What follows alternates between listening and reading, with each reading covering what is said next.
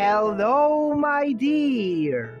Welcome back sa ating YouTube channel. My name is RJ at ang gagawin natin ngayon mga my dear ang yung second half. Second half para sa buwan ng August 2023. This is from August 16 hanggang sa katapusan. Ang reading na to ay dedicated para sa iyo, my dear Libra.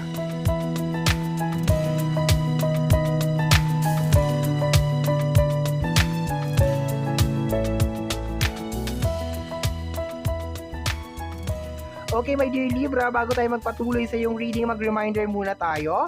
My dear, ang gagawin natin ngayon ay general reading, so hindi to 100% na magre-resonate para sa ating lahat. So please, lower your expectation pagdating po sa mga general reading.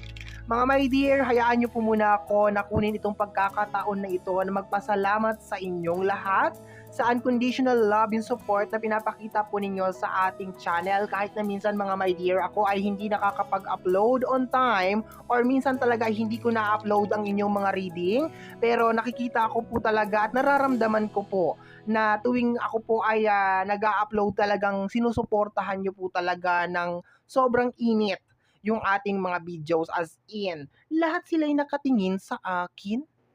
Ngayon ang init ko na. Tony Fowler. Pero kidding aside, 'di ba? Maraming salamat po mga my dear. Thank you so much from the bottom of my heart. Okay, last two shuffle na tayo mga my dear. Ayan ha. Alam ko minsan may mga joke akong hindi nakakatawa pero tumawa ka na lang.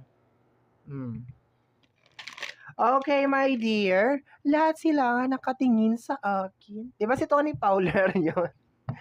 Oo. Ala ka. Tama na. Baka makapiright ka pa. Okay, my dear. Let's go na tayo sa yung reading. Tingnan natin kung ano ang sasabihin sa iyo ng ating mga gabay at ng ating mga baraha para sa yung second half of August 2023. First card mo, my dear, is the Hangman.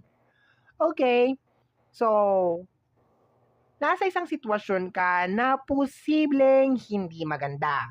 Pero ang sinasabi lamang ng card na to, my dear, is nandiyan ka sa sitwasyon na yan kasi may dahilan.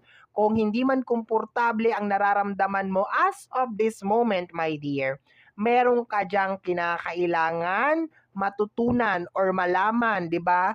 Charge to your experience in short. Or kinakailangan malagay ka, my dear, sa isang masikip na lugar or madilim na lugar para mag-shine ka, my dear. Kasi kung nasa liwanag ka, paano ka mag-shine? Diba? Kasi kung makikita mo, my dear, dito mas kinakalambitin sa ating hangman pabaliktad, my dear. Nakita mo naman yung kanyang paa, parang relax. So, ibig sabihin, pwede mong gawing komportable yung kalagayan mo, 'di ba? If you will just embrace kung ano man yung kalagayan mo ngayon at hindi mo masyadong panggigigilan na baguhin ito. At sa paglabas ng kanyang parang halo, ayan o, parang liwanag sa kanyang ulo, my dear, ito yung parang awakening. Parang nai-enlighten ka ng dahil dun sa sitwasyon mo. Meron ka mga natutuklasan, meron ka mga nalalaman, nadidiscovery at kung ano-ano pa na posibleng magamit mo, my dear, in the near future. But yung first card natin talaga, my dear, is nandoon siya, my dear, sa energy na nasa isang lugar ka na posibleng hindi mo gusto yung sitwasyon. Okay? Pero sinasabi dito na may dahilan kung bakit ka nandiyan dyan. Next card natin, my dear, is the Six of Cups. Connection. Posible nag-expect ka, my dear, na may tumulong sa'yo or mayroong mag-offer. Mahirap to, my dear, kasi kung nag-expect ka, minsan ang expectation talaga hindi nangyayari. So, wag masyado. Pwede ka na mag-expect, hindi ko tatanggalin sa'yo to, my dear, pero wag masyado. Kasi pakiramdam ko baka nandoon ka lang sa punto na yon na para may darating na knight in shining armor and then tatanggalin ka dyan sa lugar mo na yan, okay? May mga tutulong pero not totally siguro na tatanggalin ka dyan sa lugar na yan. Kagaya nga na sinasabi ko kanina, may dahilan kung bakit ka nandiyan dyan. Next card natin is the Ace of Swords, okay? Kaalaman. 'Di ba? So marami kang matututunan, my dear, sa second half of August. Marami kang mga realization dito, my dear. Maraming papasok sa isipan mo and marami talagang mga knowledge, 'di ba? Kung walang knowledge, walang power. Bye-bye, 'di ba? Ernie Baron. 'Di ba? Marami ang papasok, my dear, na kaalaman sa'yo, my dear. Lalong-lalo na sa PR, 'di ba? Personal relation, 'di ba? Yung pakikipagkapwa sa pakikipag-usap sa tao. Ang nakukuha ko na parang energy dito, my dear, yung kailangan mong isang tabi yung yung emosyon mo kasi meron kang kinakailangan kausapin or parang meron kang kinakailangan na gampanan na tungkulin. Okay? Kailangan mo, yun ang nakukuha ko na pinaka-highlight na energy dito, my dear, na kinakailangan mong isang tabi yung personal mong damdamin o emosyon kasi kinakailangan mo makapag-perform. 'Di ba? Ayaw mong wasakin o sirain yung performance na yon. Okay, yun ang nakukuha ko dito. So, yun yung lesson na una kong nakikita dito sa'yo, my dear. Tuturuan ka ng second half of August na isang tabi yung personal mong emosyon. Kasi sa mga araw na to, my dear, parang pipigilan din, my dear, maski yung bibig mo na mag-share. Kasi parang yung tao na pag-sharean mo rin or ibabahagi mo kung ano yung nangyayari sa'yo, meron din siya mas mabigat na problema sa'yo. So parang magiging tikom yung bibig mo dito, my dear. Mapipilitan na matikom yung bibig mo, my dear, at hindi ka makapag-share. So in short talagang kung ano yung nangyayari sa'yo dyan, deep inside your heart, talagang ikaw at ikaw lang din talaga yan. Okay? Or yung iba siguro sa inyo makakaisip na, sabi ko sa inyo, ang lakas ng energy ng Ace of Swords, posible yung iba sa inyo mga my dear na maiisip ninyo na maski sabihin ko, ano magagawa niya, ano matutulong niya? So, magba-back out ka, 'di ba? Magwi-withdraw ka doon sa imbes na sasabihin mo, hindi mo na sasabihin. Okay. And yung sabi ko kanina, expectation, natutulungan ka, ibig sabihin kusa. So, kung sasabihin mo, wala nang kusa doon. Okay? Next card natin over here is the Knight of Wands. Magiging makilos kayo mga my dear. So, kilos ng kilos, ang daming ginagawa, mararamdaman mo rin siguro dito, my dear, na parang nakakapagod, parang hindi matatapos yung isang buong araw na parang hindi ka napapagod, okay? Kasi talagang very independent yung energy. Sabi ko nga kanina, parang tikom yung bibig mo. So, maski kailangan mo siguro ng tulong, hindi ka manghingi ng tulong kasi mag-expect ka na may tao na tutulong sa'yo, okay? Not all the time. Remember, my dear, pag mabigat, manghingi ng tulong, di ba? So, ayan na yung 4 cards natin dito, my dear. Yan yung message niya. Mag-additional message tayo. Additional ng ating hangman is the 8 of Cups. Marami sa inyo ang gusto nang umalis dito sa sitwasyon na to. Okay? Yun lang nakukuha ko dito. Ayaw mo na dito sa sitwasyon na to. Minamadali mo siya, my dear. As good as possible, sa lalong madaling panahon, kung makakaalis ka dito, mas maganda. Posibleng ayaw mo rin yung mga taong nakakasama mo dyan sa current situation mo, kung ano yung sitwasyon mo ngayon. Meron ka nararamdaman ng mga konting tensyon. Parang ayaw mo na silang makasama or ayaw mo na silang makita. Yun na nakikita ko. But may konting pressure, my dear, sa second half of August. Kasi gusto mo makaalis dun sa lugar na yon.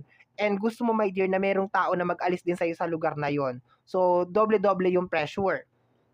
Pressure para sa mga taong kasama mo or mga taong nagmamahal sa'yo, and pressure din sa sarili mo.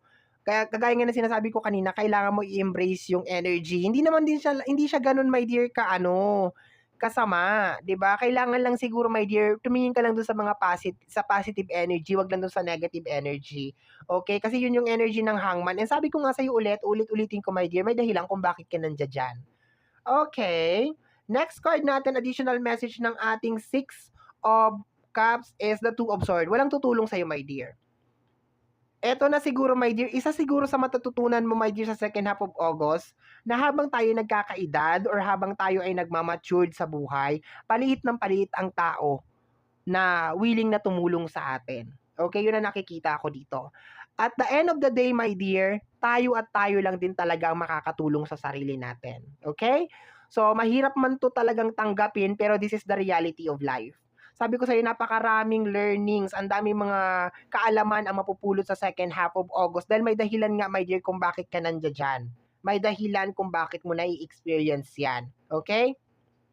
The Ace of Swords and the Page of Cups. Ay, somebody want to impress you. Ay, okay. Meron mga tao na gusto nagpapa-impress sa'yo, my dear. Sa ibang side ng reading na to, meron mga tao na nagpapa-impress sa'yo or parang gusto kang i-impress pero parang meron kang alam something about them. Posible ang isa sa mga energy na meron tong tao na to is ito yung tao na tutulungan ka, my dear Libra, pero sa bandang huli may sumbat. tinutulungan ka niya kasi para meron siyang bala or sandata laban sa'yo. But dito, my dear, sa third row natin, meron mga tao na nagpapasiklab sa'yo. Posible na nagpapasiklab sila sa'yo, my dear, nagpapasikat, and irita yung dulot sa'yo. Kaya gusto mo, as much as possible, gusto mo lang talaga umalis. Second na energy is meron tao nagpapasiklab sa'yo, posible nag-o-offer ng help or something, pero ayaw mong tanggapin. Okay, sabi ko dito meron, ito siguro second row natin dito, my dear.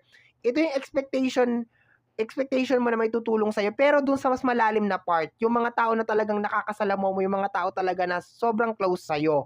Dito kasi, my dear, meron pang isang energy na parang nagpapasiklab sa'yo, pero pakiramdam ko, alam mo na nagpapasiklab sa'yo to kasi meron lang siyang gustong patunayan. Parang ganon. So, medyo malalim tong reading na to. Very, very personal talaga yung nangyayari sa'yo dito, my dear. Kagaya nga ng sinasabi ko kanina, my dear, ang second half of August, dahan-dahan mong marirealize, my dear, na at the end of the day, ikaw at ikaw lang din talaga ang makakatulong sa sarili mo. At kung meron man mga tao na gustong tumulong sa'yo, maraming salamat. Pero medyo ingat ka dito, my dear, kasi ayaw mo rin, my dear, na gamitin din yun na alas or bala sa'yo in the near future. Last card natin, my dear, is the Nine of Pentacles, the very single and independent energy. Ang goal ng karamihan sa inyo bago matapos ang second half of August is maging financially independent or single yung energy. Ibig sabihin, all by myself, ang team song mo, my dear, sa second half of August. Bottom deck of the card is the Four of Pentacles. Okay. So, meron pa mga eksena, my dear, sa buhay mo na parang hindi mo pa talaga nadadigest o hindi mo pa talaga na-absorb. So, hindi kita nasisisi, my dear, kung meron mga trust issue na lalabas, my dear, sa second half of August. Kasi nandoon ka pa rin. Okay? Yung expectation, my dear, ng tulong ay manggagaling talaga sa malalapit na circle mo, hindi dun sa malalayong circle mo. So, pressure cooker to para dun sa mga tao na sobrang lapit sa'yo. Especially yung asawa, anak, ayan yung mga ganyan, mga tiyahin, yung mga ganyan. Okay, mga kapatid, yan. Nandoon yung nandoon yung energy mo, my dear. But so far, just try to enjoy the second half of August, my dear. Meron ka mga matututunan dito, my dear. And tanggapin mo, my dear, na ganyan talaga ang buhay. Okay? Kung meron tutulong sa'yo, thank you. Kung wala, thank you pa rin. Okay? And always remember, my dear, God is watching us. Okay? So, kung pakiramdam mo, my dear, walang tumutulong sa'yo, nagkakamali ka. Kung pakiramdam mo, nag-iisa ka, nagkakamali ka. Merong laging nakasubaybay sa lahat ng kilos at galaw natin, mga my dear. Okay? So, my dear, yan ang reading mo para sa yung second half of August 2023. Somehow, my dear, kung nagustuhan mo to, especially kung napadaan ka lang, don't forget to subscribe. Pag-click po notification bell para ma-update ka sa aking mga upload, and free to like, free to share, free to comment sa lahat ng ating mga videos. Once again, my name is RJ, also known as Apo J. Maraming salamat po, and until next time. Bye-bye. Thank you, my dear.